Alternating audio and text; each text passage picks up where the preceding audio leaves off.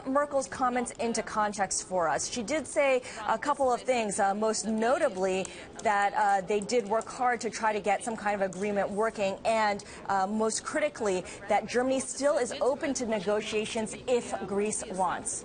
Needs to decide upon. Yeah, I think the most important thing, really, what we just heard there wasn't so much the words, which we can talk about in a second, but it was the fact that Sigmar Gabriel, the vice chancellor, who's, of course, from the opposite party, and Angela Merkel, the chancellor, were there imparting the same message. And that is, yes, it's a message about how they're open to having further discussions. Yes, they want to make sure that Greece eventually makes the right decision. But more importantly, and aside from the defense of the past actions, what they're really making is a overall statement about the strength of the euro, and you're starting to hear a ring-fence argument from them. If you listen carefully there, you heard them say to preserve the euro, to keep the euro strong, and they mean by that presumably the currency as well as the eurozone. There must be rules, there must be regulations, and that all member states have to protect and respect those rules.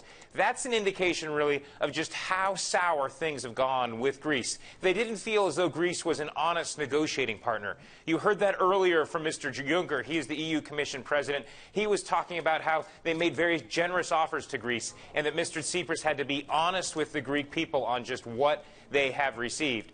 I think right now we have a fair amount of bad blood between all the sides, between the Greece and their partners in Europe.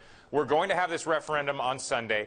We still don't know how it's going to go. The polling indicates that the people would vote yes for it. If they vote yes for it, that could mean the collapse of the Tsipras government. And then you could have a new government, whether that's an entirely new government coming in or a technocratic caretaker government.